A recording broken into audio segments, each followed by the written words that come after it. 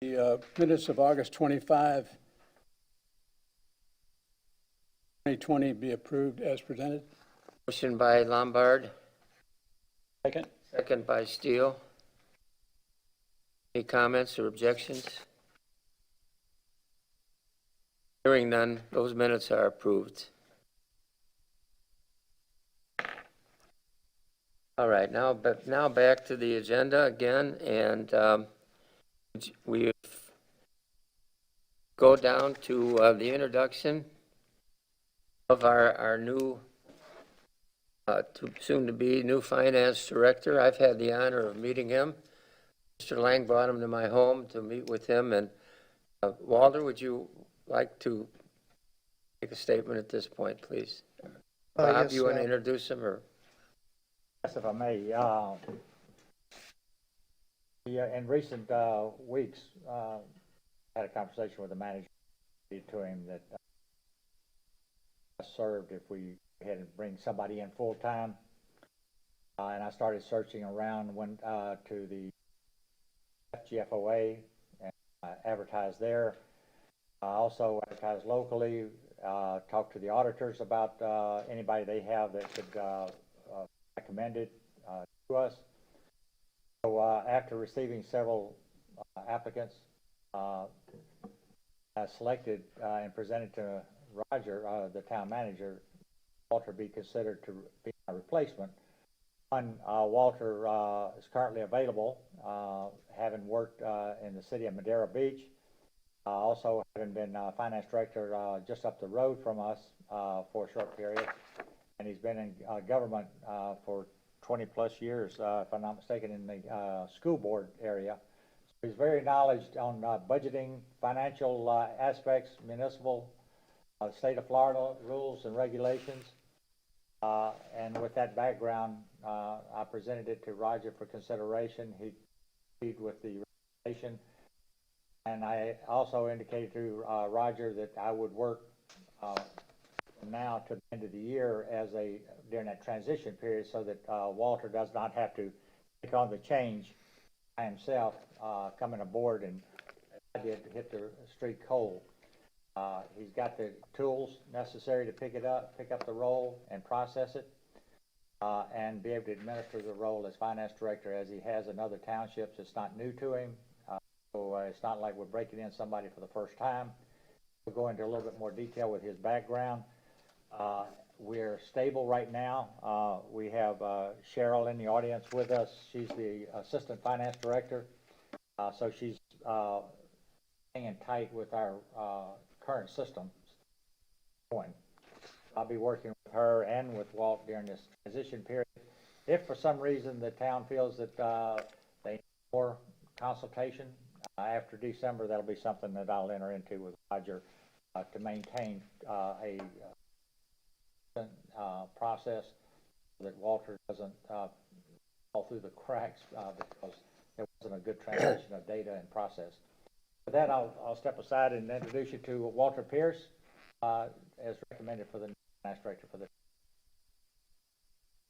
Thank you, and I want to thank everybody for the opportunity for this, and Bob in particular. I know this is big shoes to fill. Bob's done a pretty good job here, and everything I see, he mentioned a lot of things that he put into place, new software system, and I look forward to serving in the city. City kind of reminds me a little bit about Madeira Beach, except you can see more of the water here. My background is over 25 years of governmental accounting and finance and budgeting. I started off in Sarasota when I first moved down here from New England, and I decided to follow my parents down here back in '82. That I did. That was a good move for me. Never looked back. And I worked for Sarasota School Board for 10 years in various positions. And by the way, I will say that when I started there as a junior accountant, the Auditor General that audited the school boards back then wrote a disclaimer that they couldn't audit the books there. The bank recs hadn't been done in 2 years. basically for 2 years, all I did was bank recs. But we overcame that. It was a major accomplishment and looked good on my resume. Then I went forward to get my MBA degree and became a director. The first time I became a director was the Orange County School Board. I was tossed in the fire there. The first week I was told that they had under-budgeted schools and needed to build 10 schools right away. And they needed to go outside and get funding. So in my early 30s, I was, entrusted in helping with that situation. After working with Hillsborough County, I retired from FRS after 30 years, and I wanted to explore the municipal end. I felt I could take the risk. A little bit more political than schools and county government, but you get used to that, and worked for the city of Madeira Beach, which pretty much experienced a lot there. You name it, it happened there. But this had some good years there, good successes. Worked for 3 city managers in a 3.5, 4-year term, so that's how political it was. So I look forward to this experience. Good staff here, and everybody that I met seems to be very dedicated, engaged, and I look forward to that. Personally, kids grown. One lives in California, and the other one lives in New York, which are too far away from me. I like playing bad golf when I get a chance, and very bad. But being a New Englander, I like the Boston Red Sox, so in proximity to spring training here, I'm going to be looking forward to that. And of course, boating and everything else and water activities, that's what I'm going to enjoy. So, any questions, I'd be glad to answer them. Mr. Chairman, I noticed that when you introduced Walter or referred to him, you said soon to be. What prevents you from now being the finance director? Have you not been appointed yet? Are you on the payroll yet? Are you the actual finance director? I have brought him in. You have brought him in. Well, when I say I brought him in, I looked at his resume. The town has hired you as the finance director, right, Walter? Great, thank you very much. Yes. Well, you're going to be, Robert, as I understand when we met, that you're going to be here till December 31, and you're still finance director until that time, correct? That's correct. And he will be finance director effective January 1. That's what I thought I asked. Yes, I think that straightens that out. Now, Okay. Also, I'm advised that you will be at Town Hall, you'll be a full-time employee of the town, and will be at Town Hall on a daily basis. And I want to reassure the committee too, I'm still taking on, the leadership as far as the director position. I know Bob is transitioning out, but, I am assuming, and as if, I am the director and treating day-to-day activities as such, particularly when Bob's not here. Yeah. One comment, Walt. When you were at Madeira Beach, in your resume, it says you were responsible for monitoring grant projects, including stormwater. Yes. We just hired some consultant for like $85,000 to do that. Suppose you could take a look at that, and maybe you could do some of that, and we could save money in the future. The grants, in particular for stormwater, Madeira dealt with Swift Mud, and getting reimbursement from Swift Mud after meeting the stormwater requirements that they had per the grant. One of the drawbacks of Swift Mud is you have to wait a year in order to get funding according to their guidelines, and then their policies and procedures as far as meeting are very strict, and the reimbursement process is very laborious. So it's good that you can get the money, and I didn't fault that, but a lot of times we receive the money later than we wanted to. Meanwhile, construction costs keep increasing. So you need to weigh whether it's worth it to go after sometimes grants like that, because it does delay projects. We've been using the state revolving loan fund, which is a lot quicker and easier. So, appreciate if you take a look at that. Okay. For those of us who aren't Yes. up on this, what is Swift Mud? It's Southwest Florida Management District. I figured that's what it stood Yeah, for, I'm sorry something like about that. No, that's okay. They take it upon themselves to assist governmental agencies, cities and towns, and county governments in helping supplement stormwater and road type projects. I apologize. We're honored today with the presence of our mayor, Raymond Murphy. I forgot to introduce him at the beginning of the meeting, and I'm he, used to it, Dan, don't worry about it. well, yeah, being the shy retiring person that you are,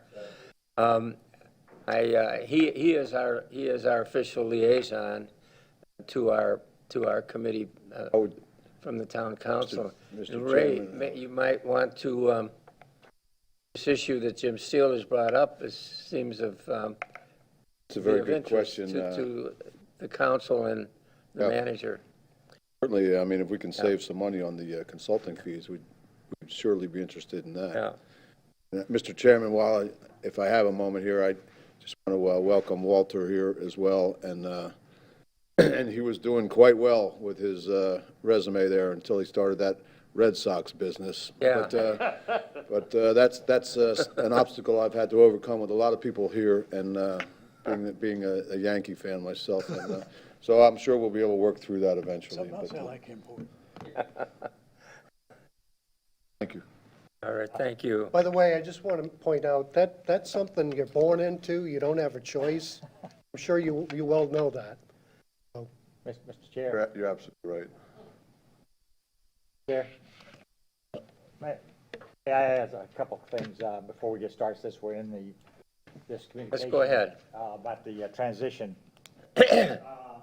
Update you all a little bit. As you're aware, the 3.5 years that I've been with the township, we've gone through a major turmoil with systems, hardware, software, personnel, et cetera. We battled those things. We've come out ahead. Of recent, in the COVID period, we've lost at least 3 of our staff members, 4 actually, 5. Going up is the more I think about it. We had a CPA working with us for a while, Andre Hiding. He was here at the last meeting that you all had a chance to speak with. Yes, he was.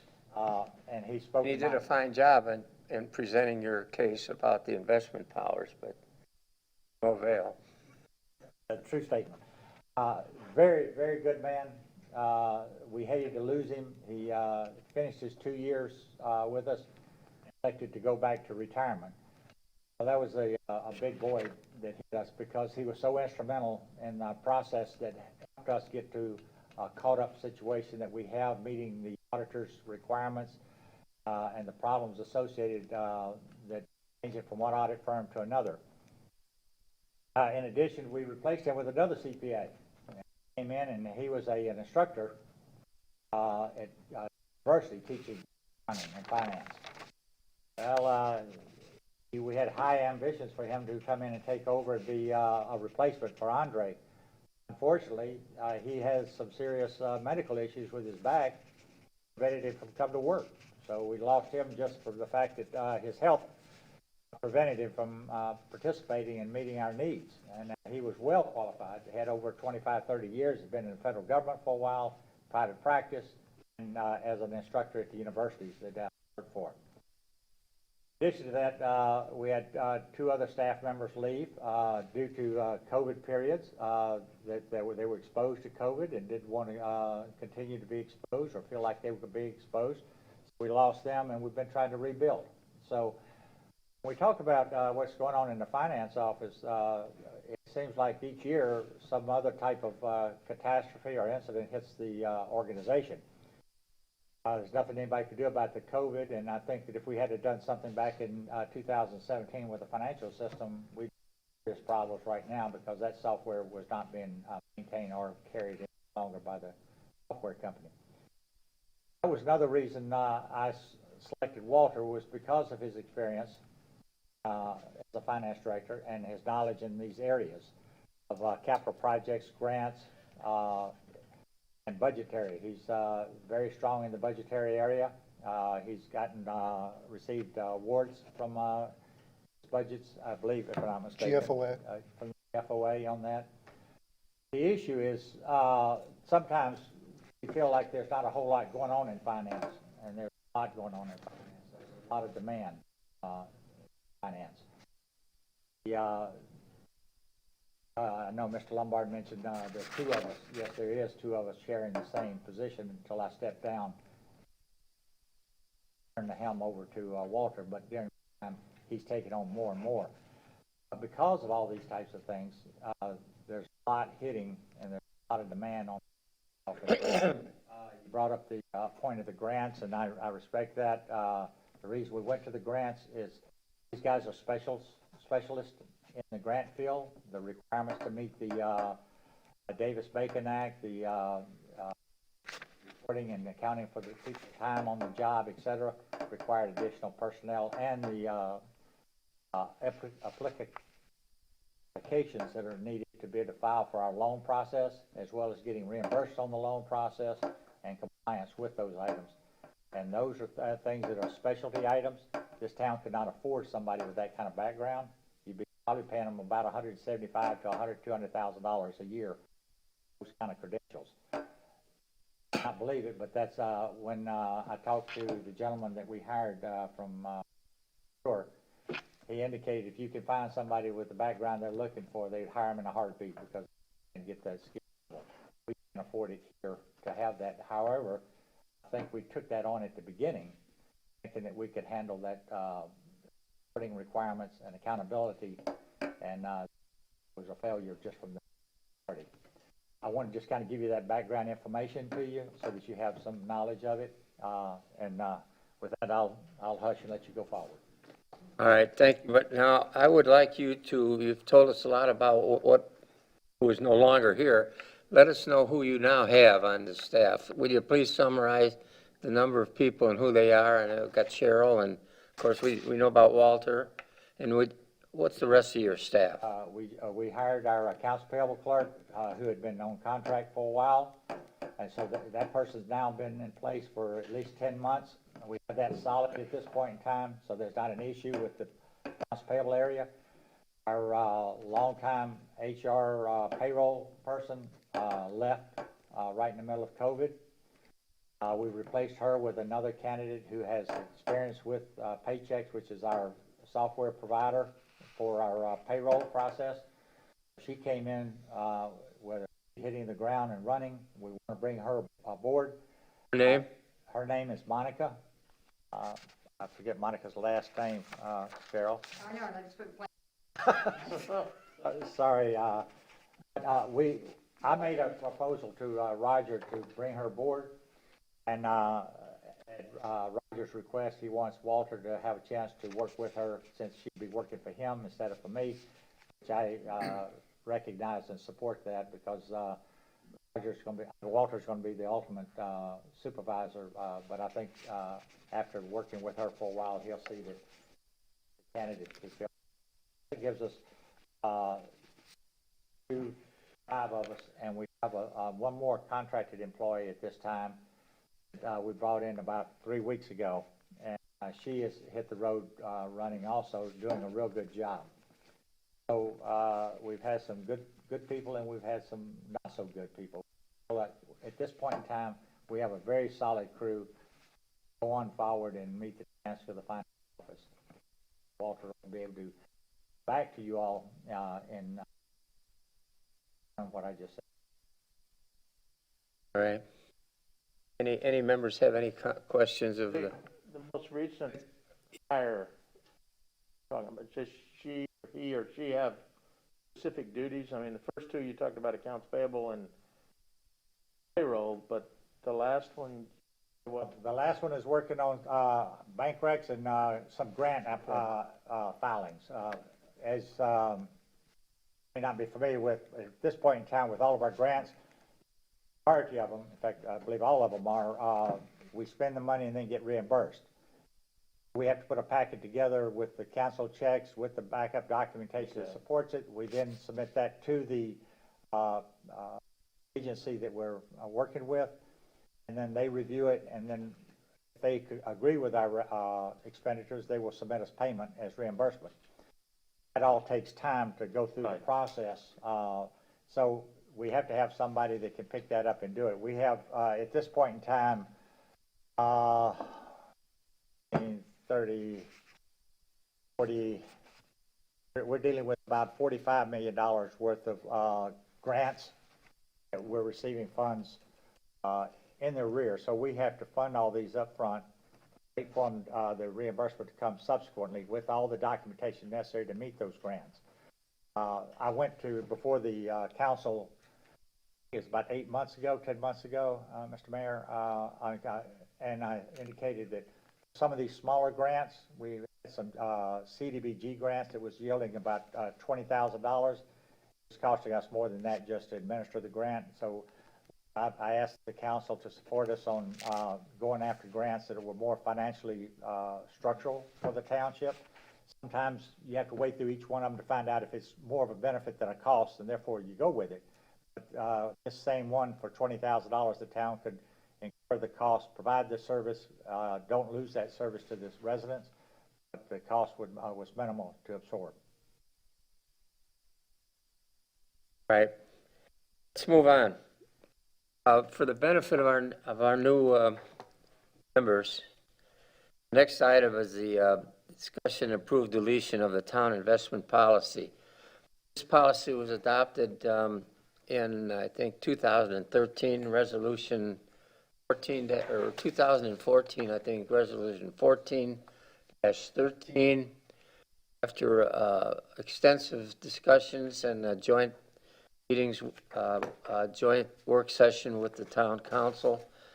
And then several months ago, the town council decided at the request of staff, we eliminate the necessity of a town investment policy. The state statute authorizes local governments to enter into a town investment policy, but does not require it. If they do enter into a town investment policy, then policy must include a whole series of requirements and policies that are statutory, and that's included in the policy which we did adopt. The last meeting, as you noticed from the minutes, we were asked to for our position on the removal of the policy, and we unanimously concluded and adopted a motion recommending that we continue with the current policy. So that's where we are. The town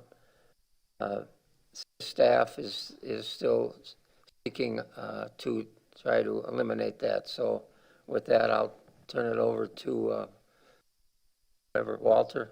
Are you going to address this, or Robert? Let me start off, then Walter can fill any gaps that he feels says it will fall on him. You have in your packet a memo which pretty much summarizes the town's position on the staff's position on this. The reason I'm reapproaching it with, and your decision that you came with back in August, I'm appealing to you all again. In the answer, policy is an excellent policy. Nothing wrong with it. I think it's very appropriate for a township that would have an investment program. This town does not have an investment program. I have not created any new investments. I've come aboard in the past 3 years. Whatever was already invested, I just continue to roll it forward and leave it be, rather than tamper with it whatsoever. The reason we're asking the board to the audit committee to review this again is take it off as a policy label. Keep it as a guideline that the board, the committee, audit committee supports and stands by very strongly. The reason, as the chair said, you have a policy, the state says that, okay, you have to now comply with about 17 or 18 additional criteria in order to support your investments. Gains, losses, change of market, markers as to your benchmarks, reporting these timely and confirmations, a procedure for investments, how do you invest it, who is included, and criteria that's established by the policy. This becomes almost a full-time position for the township, and to get somebody with knowledge in investments and to set up a procedure that's controlled, monitored, so that you can make sure that the investment types you're getting are qualified, is going to take a cost that would wipe out any gains that you would get from interest income on those investments. Today's market is paying so low that you're lucky to get 1.5% to 2% return on your funds. At this time, we have $2 million invested in town's funds. That $2 million I don't see going up for at least 5 or 6 years on the basis of the revolving loan programs that we have. We just signed a $16 million agreement with the state or application, I believe, Mr. Mayor, last week, for $16 million for the stormwater. Added to the $20 million or $25 million that we have in the water project, and it's going to go up probably to about $40 million by the time it's done. For the next 5 or 6 years, we're going to be using all of our resources to spend the funds, wait for it to get reimbursed back to us before we have any cash flow that would support any type of investment that would give you a gainful return. That being the case, having an investment a policy of this nature, which is a very, very good one, is a cost that the town couldn't bear based off of its current amount of dollars to be invested. Trying to avoid any kind of comments that the auditors may come up with based off of us meeting the criteria that the state requires in order to have an investment policy on hand. If we just change that and just took the policy off, relied on the state dictates what we can invest the funds in, how we can invest them, etc. That guideline is almost identical to what we have. Not much different between the state's guidelines for the policy than what we have. It's just that because there's a policy, the state requires additional reporting criteria.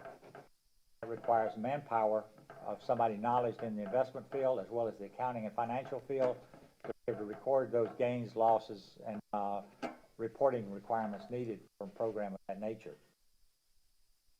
I respectfully request the audit committee to look at this policy and like you have done, maintain the endorsement of that policy, but within the audit committee itself as a guideline, that would be what the committee would like to see should the town go into a true investment program, which I don't believe would happen for at least 5 or 6 more years down the road.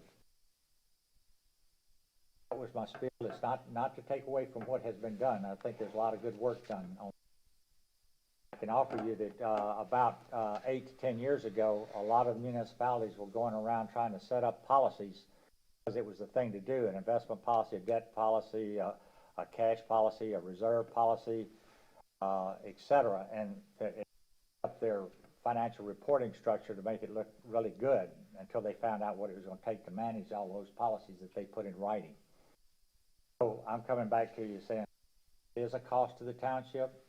Our job is finance people to try to manage our finances so that we minimize any comments that the auditors may come up with when they do their testing.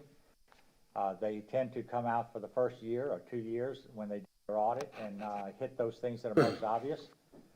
After a while, after the next year or two, they start digging a little bit deeper because they know that those compliances have been met. start looking deeper into other items that they did not look at on those first couple of years.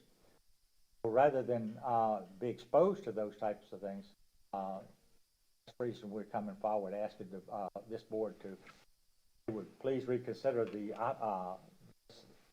policy as a guideline by which the town wishes, the committee wants the town to administer investments. I'll hold off a little bit for the next item because it goes with this same concept, but I'll hold off on it and just. You know, if I can just piggyback on what Bob said, I'm in agreement, treating it as a guideline. Just my experience, I've seen many investment policies in my governmental experience, and most recently Madeira had $10 million that was basically unallocated in their fund balance, and with that large amount of money, yes, they did have an investment policy, and rightly so. And the policy, actually, I had to change or amend the policy because the policy was written during the recession, and it emphasized protecting or cushioning against risk. And basically, times had changed and interest rates had gone up, so it became more competitive to invest those funds wisely, which we did. We got a good investment with Hancock Bank at a rate over 2%. So we had to amend the policy, but what's different there is, number one, we had just a large number of funds available, plus we also had a financial, and Bob alluded to this as far as manpower, we had a financial advisor for the town on contract for $15,000-$20,000 who assisted us with that, and also going out and acquiring new debt. That person handled that. So I've had a chance to, in the short, probably 2 weeks I've been here, I have read the investment policy. I think it's a good policy. However, in the current investment situation, experience with the town, it really doesn't apply. And I agree with Bob that one of the duties of a finance director is to avoid any audit criticisms, and that's a priority. And with that, I agree with treating this, like Bob said, as more of a guideline. If we ever do have funds, the caliber of Madeira, where you are obligated to invest those funds and you have a lot of funds available. The town really is not in that situation right now.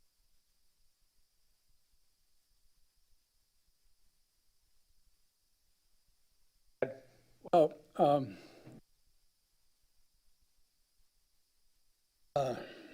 just to clarify, I don't remember that town council ever agreed to repeal the investment policy. I do think they suggested that the matter be referred to the audit committee. That's what I remember happened. So I don't think the town council has taken a position on the matter as I understand it.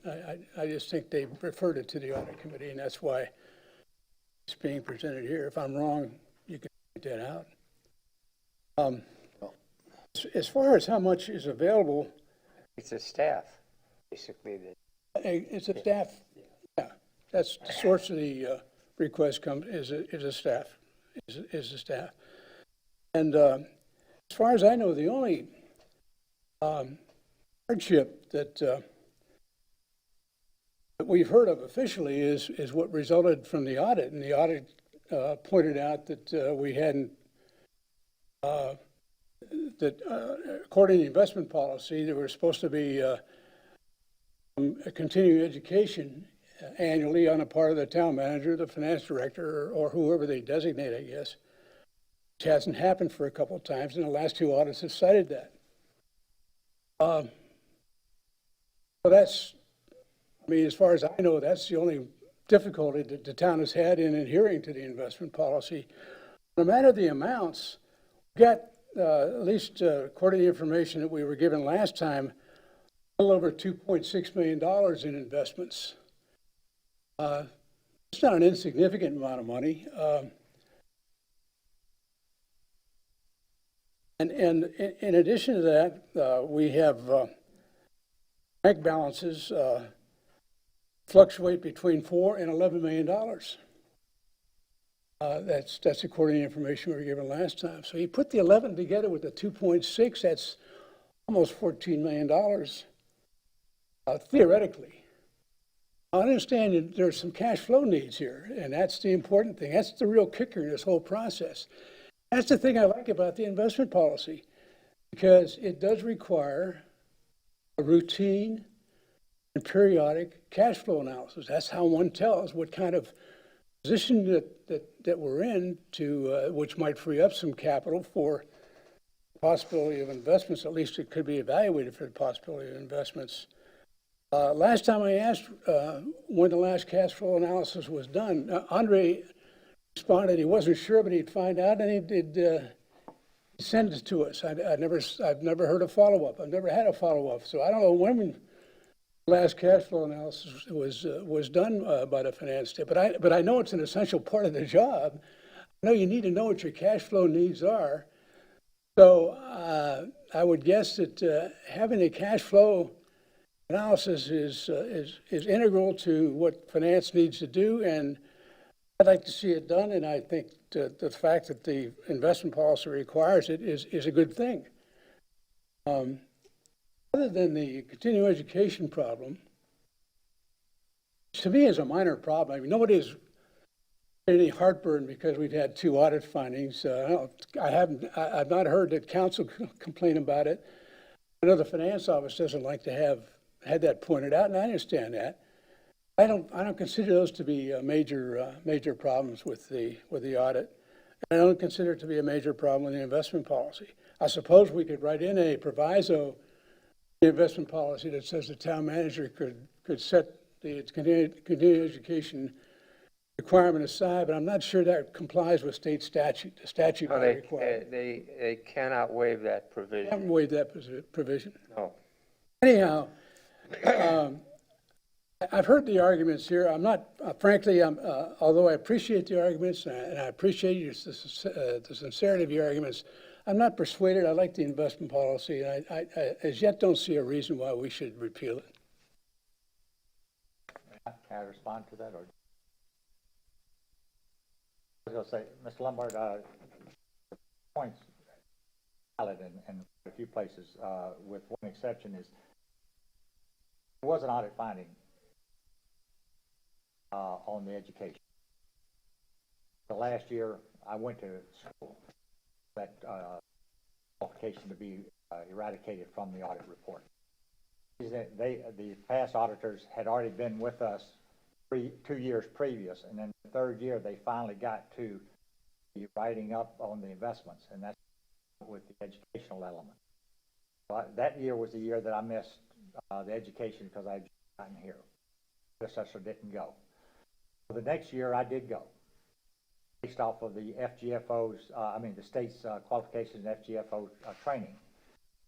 Auditors came in, and I showed it to them, and they announced it. As far as they were concerned, the courses offered by the FGFOA, their viewpoint did not meet the compliance of the state requirements. Therefore, I couldn't argue with them other than talk to the state. The state told me that if I signed up for this class and spent 4 days at the conference, classes I took around 18 hours of class and only needed 8. Got the credits for those. They didn't recognize it because in substance it didn't have. Who is the they, Robert? The auditors. The auditors did not accept the courses as outlined by the FGFOA. FGFOA told me that they got the approval from the Florida Audit and Accounting Division, who accepted the criteria for the credit, the CPE. And so they were satisfied with. They were satisfied, but Then I would tell the auditor he's wrong. well, I tried to in a nice way, Mr. Lombard, but they're writing the opinion. And if they feel that their opinion was right and mine's wrong, they win. So Okay. I went along with that. This year, that particular element is not an issue. And you're absolutely right. Going to class and getting 8 hours is not an issue. This year became a qualifier because COVID hit. The state knocked out all of the training. They would not allow people to go to training on any of these things. And they finally pushed off the final training till the end of October. In the meantime, I did find a training class out of Texas that allowed it by webinar. So I was able to take that course. Get this comment off the books. Now, the comment doesn't sit just with us here or with the council. It goes to the state. The state auditor general looks at it and says, how come this item is still on the comment list and it's not being fixed? I explained to him what we tried to do, and it was not sufficient to receive approval from the auditors who were rendering the opinion on the audit report. Auditor General accepted that, but anytime you have comments that stay on the audit report year, after 2 years, second year they're a little concerned, the third year they get really concerned, and then they start letting you know that some changes are going to have to happen real quick on the audit itself. What we're trying to do is avoid any type of comments that could arise in future audits. Now, Mr. Lombard is absolutely correct. We've been fortunate for the last 2 years. It has been on the audit report as an educational item. Not all of the other criteria, the 17, 18 items that are required. If we have a policy stated, the state requires you to do an additional, not what we have in our policy, but beyond that policy to report on and account for. Those things are all great. Don't get me wrong, because I've handled investments. Wait a minute, you lost me there. Okay.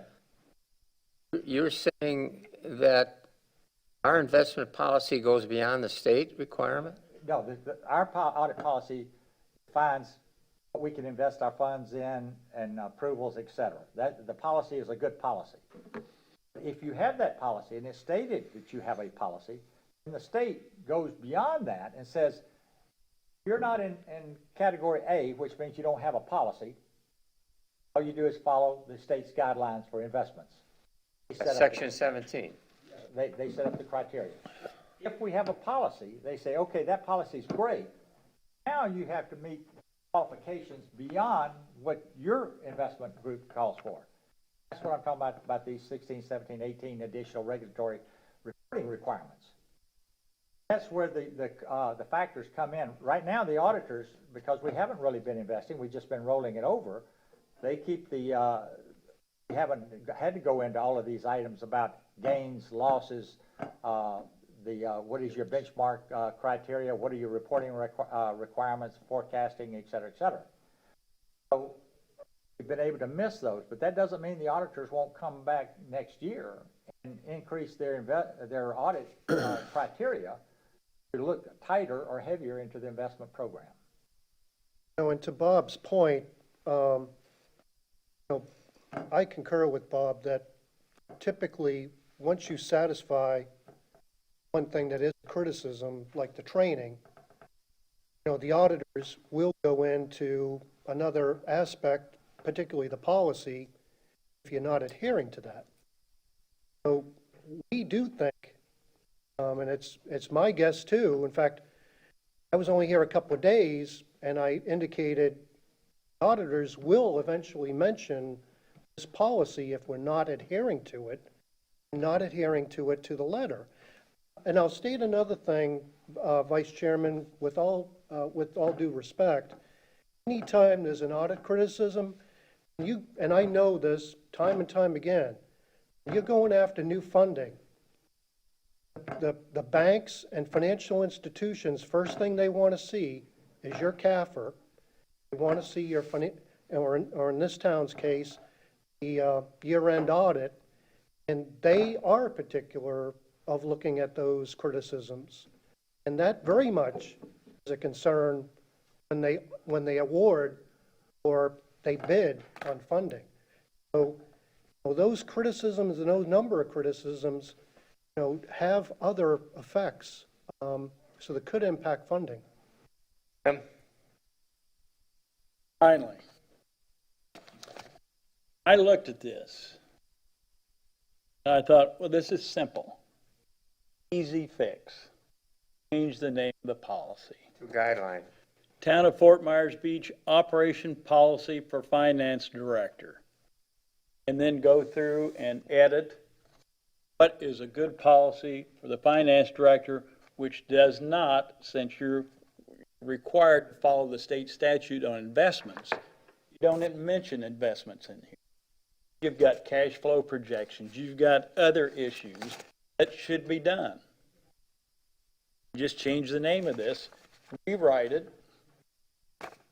Change the I name, think that'll clean up both situations. You don't have an investment policy. Change the name, how? The Town of Fort Myers Beach Operation Policy for Finance Director.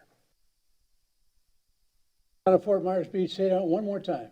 Town of Fort Myers Beach Operation Policy for Finance Director. Operations policy.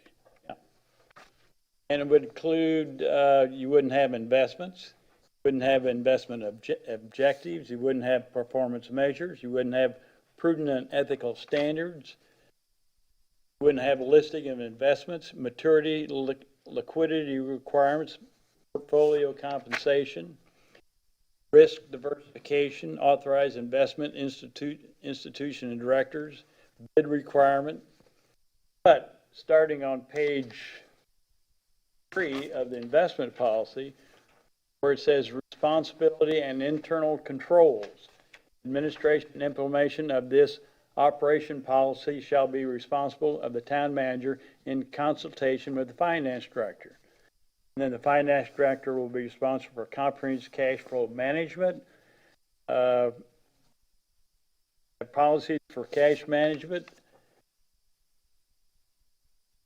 And there's reporting. The finance director shall report the town manager with a quarterly investment report that includes a listing of holdings in the portfolio, cash flow projections, so forth and so on.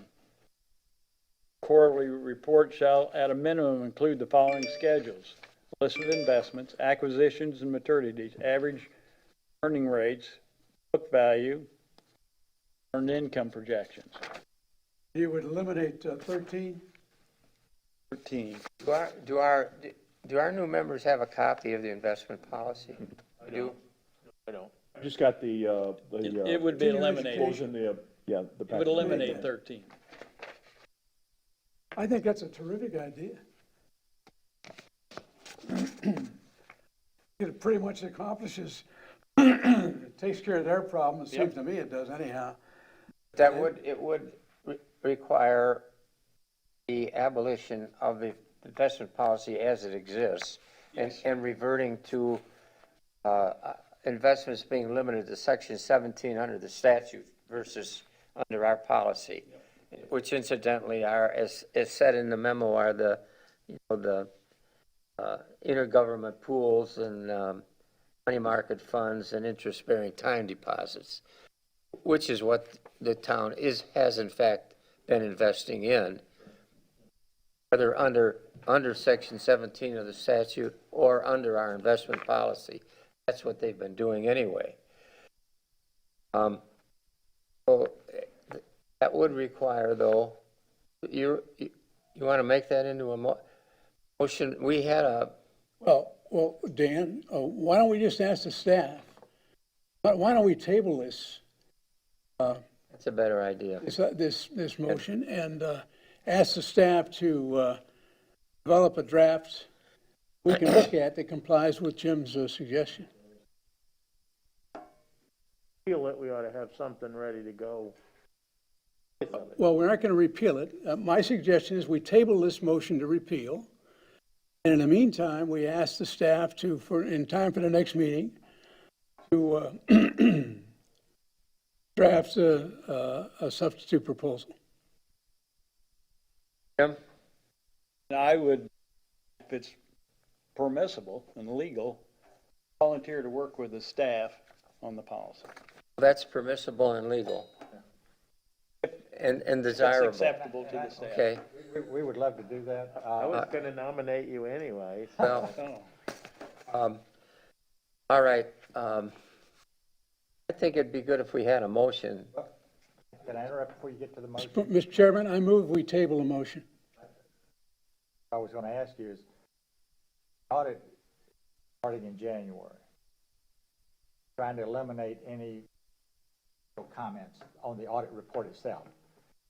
The council's only going to meet, I believe, 2 more times before the end of the year. I think that they have a meeting on Monday, and they'll have another one in December. They won't have another one in November. So if we're able to get action out of this committee, we can put it on the agenda for the council to recognize what you're saying, that taken care of, then the replacement by Mr. Steele with y'all's approval, once we put it all together and bring it back to you immediately, or as quickly as possible back to you to consider in a December meeting, and that can go to council for a ratification as a new policy there. I'm just trying to avoid auditors to see that if we get things done in the 60 days, the end of the year, they look at those as applicable for the year itself. If they wait 90 to 120 days before they get changed, then they become less. Be up to the staff to get this done in time. The audit committee's ready and willing and able to move ahead. I think we can get this done by December. Okay. December meeting, don't you, Jim? Yeah, I concur. yeah, In consultation with the town attorney. yeah. Okay. I'm retired. I got plenty of time. We'd welcome your assistance. I say one last thing.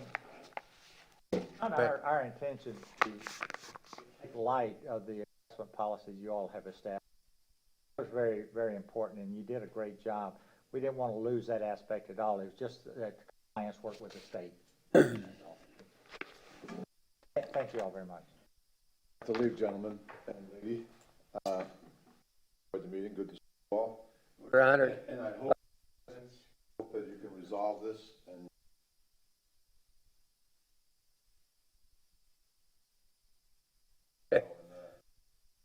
get up to the town council. Thank you. Thanks, Ray. I think let's put that in the form of a motion. It was your idea, Ed. I move we table consideration on the cancellation of the investment policy. Second. Call our next meeting. Second. Any further discussion on the motion? If not, call the question. All in favor signify by saying aye. Aye. Aye. None opposed, unanimously approved. It's inherent in the tabling that you are to prepare, as discussed, a revision to the investment policy. I had another idea, but I like Jim's better, and mine was that investment policy be modified, that it only go into effect after X number of dollars are available for investment purposes, but that's another alternative, Jim. Another idea. Next item, wire transfer policy. Okay. Let's include it in what we rewrite.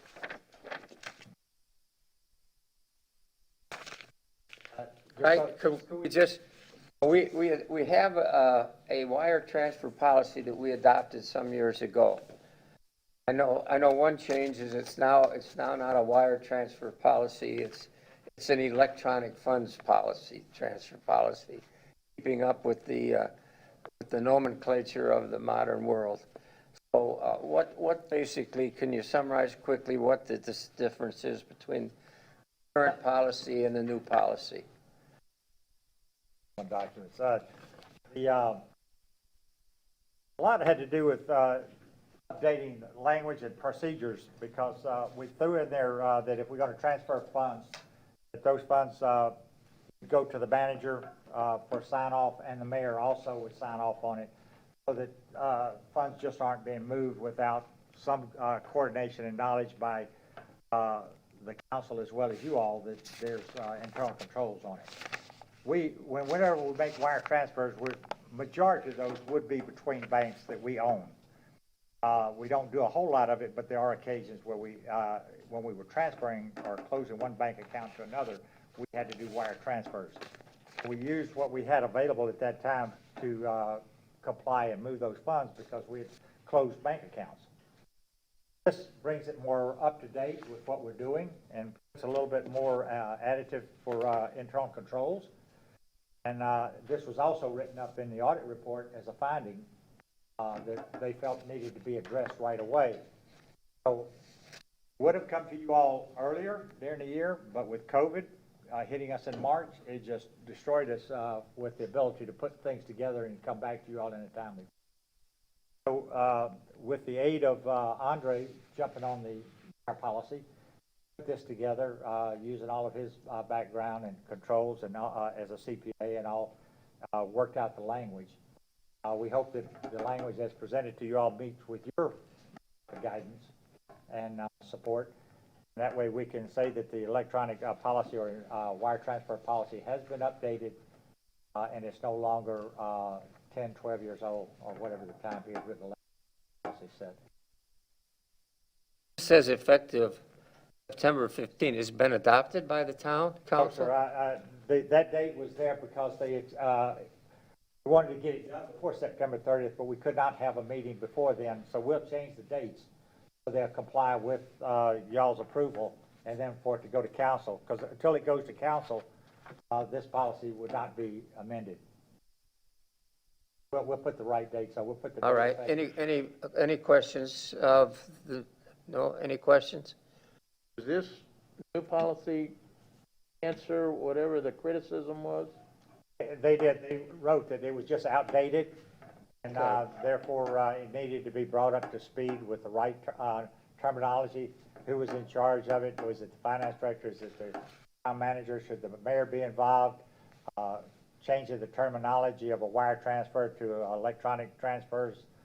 There's So some this more. doesn't change approvals or dollar amounts or anything like that? None of those.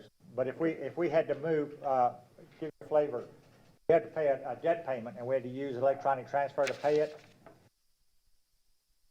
We have to make sure we have the verbiage in our wire transfer policy that allow us to do that and not be in contrary to what you all have here. And we do have debt now. Back a couple years ago, we didn't have our stormwater debt. And stormwater debt and these others, they like us to pay it when it's due. So we send it the day before as opposed to writing a check today, waiting for it to clear in 8 to 10 days from now. So this way we don't have to worry about it getting lost. We don't have to worry about signatures because any check written over $25,000 requires the mayor or vice mayor's signature on it. If they're not available, we need to wire the monies out for a debt obligation. We could be in delinquency of that debt. But we still have to move the money, so we want to get you all's approval on this update. If you all feel that there's a language that needs to be edited in here, we look forward to that feedback, and we'll be glad to incorporate it. We thought this was a good way of updating what we had before. Jim? Would you prefer to have this as a separate policy rather than include it in the other policy we discussed earlier? In other words, You know, that's a very good question when you brought that up. I personally don't have a problem. I'll turn to your professor and how he feels about that policy in relation. if you want it separate, that's fine with me. But if you want to include it in the rewrite of the investment policy, which will no longer be an investment policy. Well, Either way. we have there's other policies too, Jim, that there's a check writing policy. There's Yes. a budget policy. There's a Let's debt. just make this separate then. Yeah, I would think agree if you're with that. gonna, I think that would be the best. maybe, unless we want to create a sort of a manual with all the policies in them. I Wouldn't be a move bad that we idea. approve the electronic fund transfer policies and procedure. Motion would be to recommend the town council approve.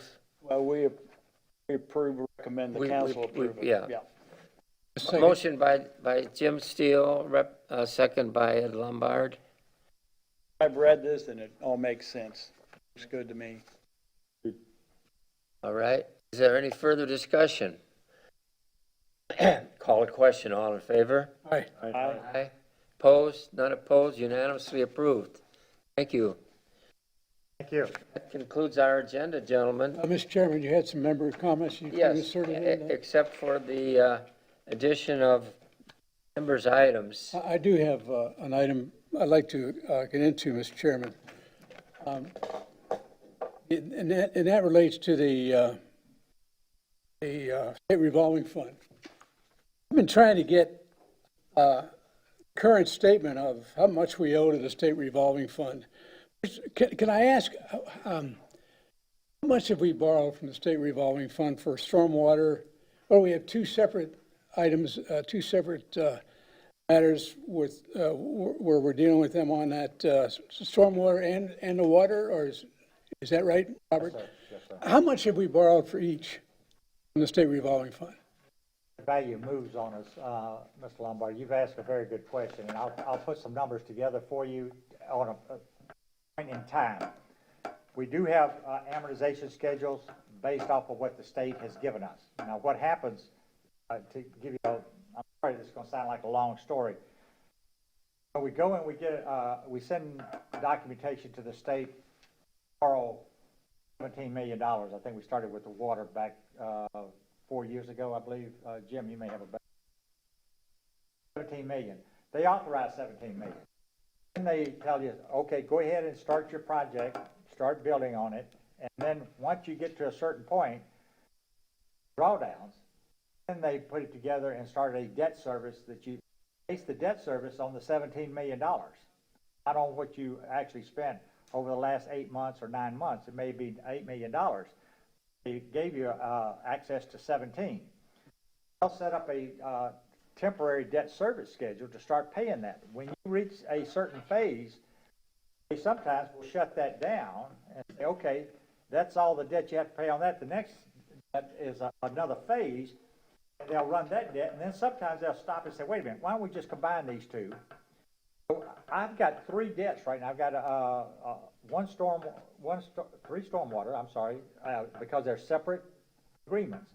And I've got at least 1 water right now that's going to go into 2 because it's going to pick up into the next phase.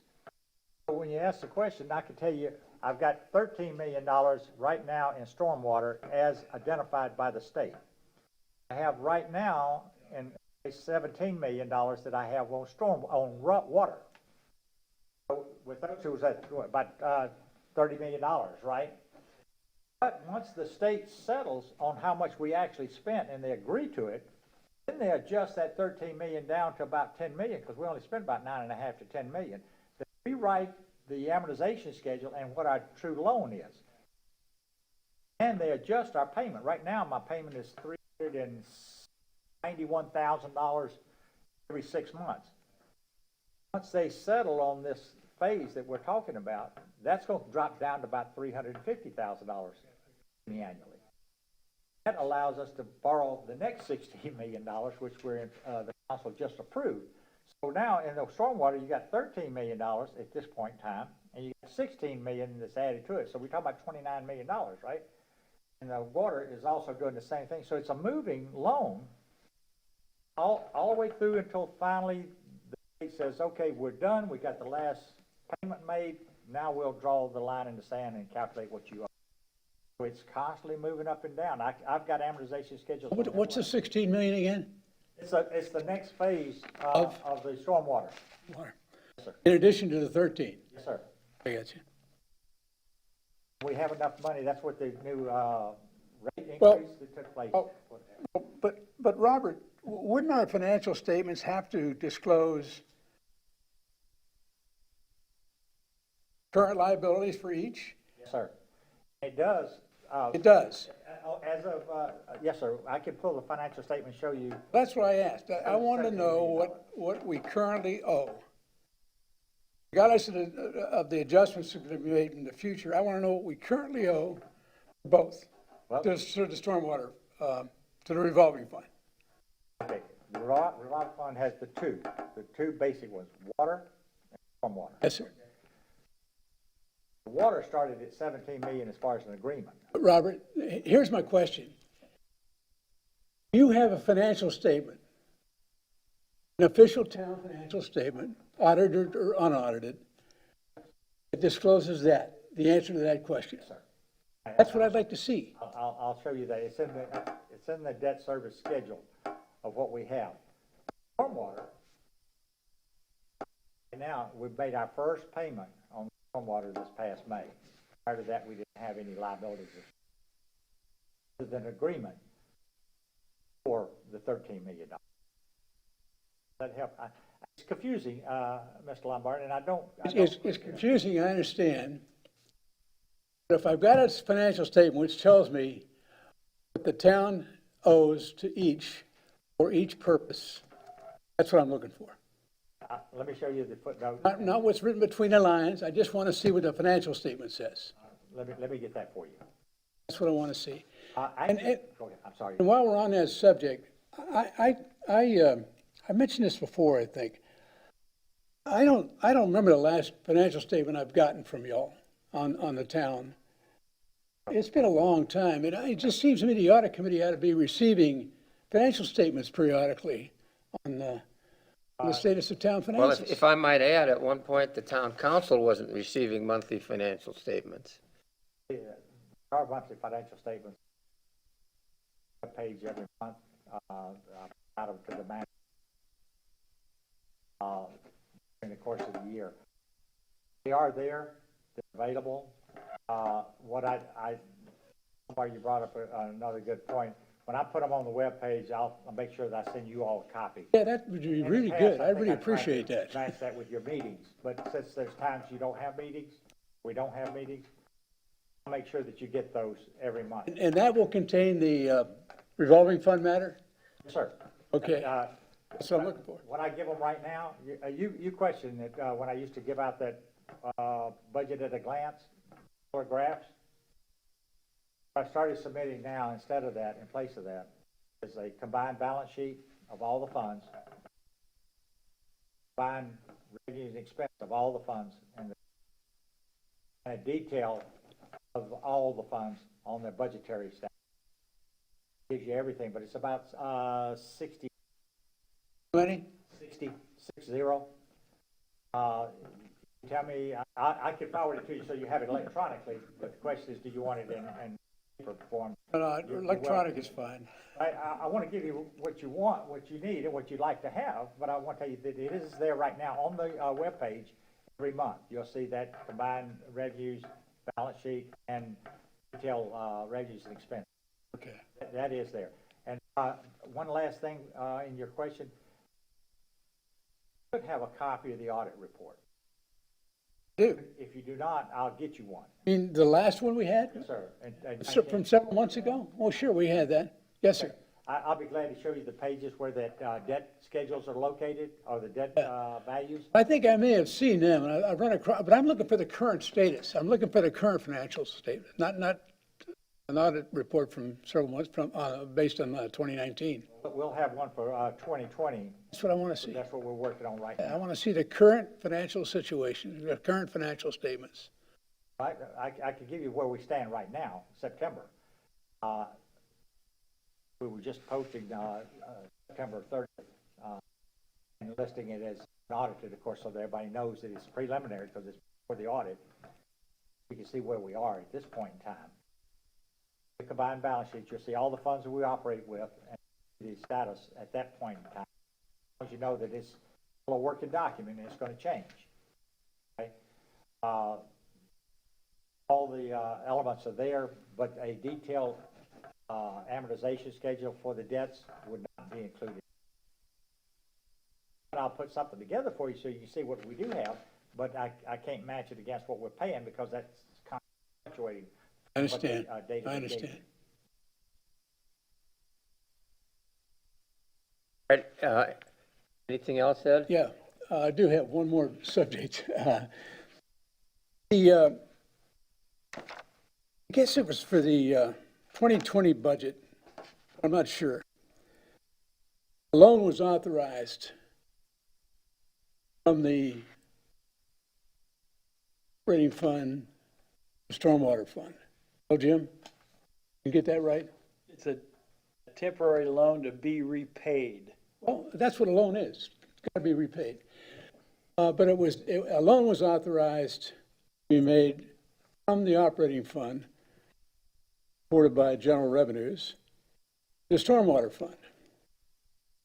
A temporary loan, as a matter of fact, as Jim points out, it was specifically designated as a temporary loan. That was for the 2020 budget? Oh, The year ending September 30th, 2020, yes. Okay. Question. Has that loan been repaid? I'm gonna say to you, yes, and this is, I'll answer it. We spent approximately $270,000 in operating expenses for year 20 right now, based on the way the numbers look. We were transferring over $310,000 per that loan. Right. Because the stormwater fund has $1.1 million in revenues and transfers, I guess it goes up to about $1.3 million. We didn't spend all of that. Therefore, that loan, we're just gonna take that back to the general fund as a payback. Put the 310 back to the general fund. Now, and the stormwater fund is fully operational on its own. In other words, just what you said, we borrowed the 310, we don't need the 310, there's money in the stormwater fund to pay it back, we just pay it back, it just goes. We did pay it back? I'm doing that as of September 30th, yes, sir. For my year-end closing. There won't be a loan. The expense will be incurred in the stormwater fund, just like it should be. And your debt, let's say that, Well, but the council specifically authorized it to be a loan. yes, sir, They voted on it. correct. To be paid back. Yeah. that had, under state statute, it has to be paid back in the year in which it's made or no later than the following year. And that was made in 2018. No. Yes, it was. This 19, particular loan, this 19. particular loan was, It was connection with the 2020 budget. Oh, it was to finance the stormwater operations of 2020. It was made in 2019. Yeah. The loan was made in 2019. Well, it was authorized in 2000. I'm not sure when I'm not sure when the money is transferred or whatever, but it was on the books, It's good. in the budget. It was on the books anyhow. what we do in that situation is 1/12 of that 310,000 is transferred to the stormwater fund from the general fund. In the stormwater fund, we spend all the operating expenses. Right now, it's, let's say, $260,000 that we didn't use all the 310. Now, at the end of the year, because there's a lot of money, there's money available in the stormwater fund to pay that back, so there won't be a loan. That can be done as of September. So it does exactly what you started, and we pay it right back if we've got it to pay back. I'm good. Okay. Anything else, Ed? No, sir. Any other members' items? I just have a general comment. There's a number of questions that have been brought up over the past since the year that if you review the minutes that we've never really gotten an answer on. For example, I requested a copy of the contract and the rate study, and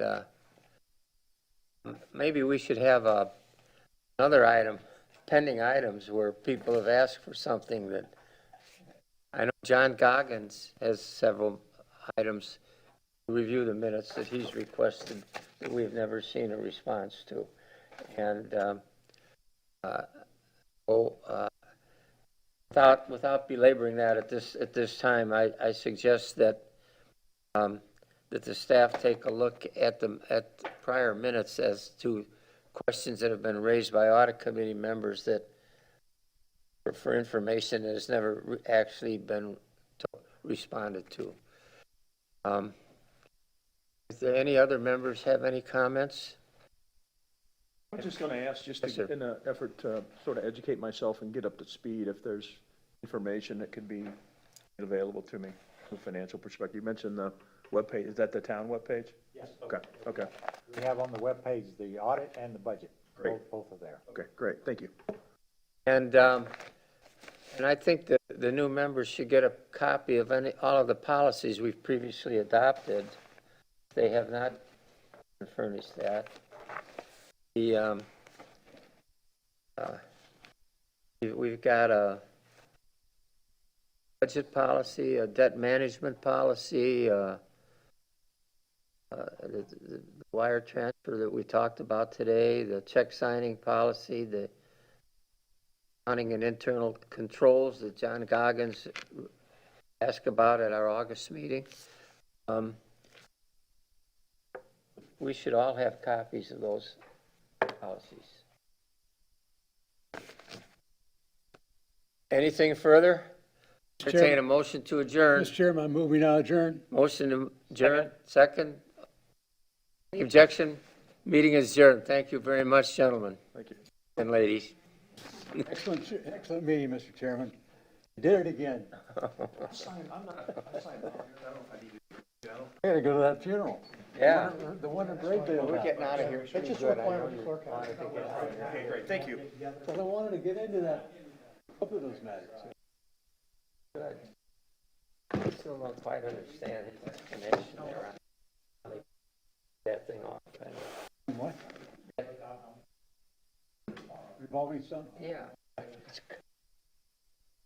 That sounds like, I absolutely. came with Ray and That he, sounds like jobs started by accountants and Yeah. finished by accountants, Right. with nothing in between.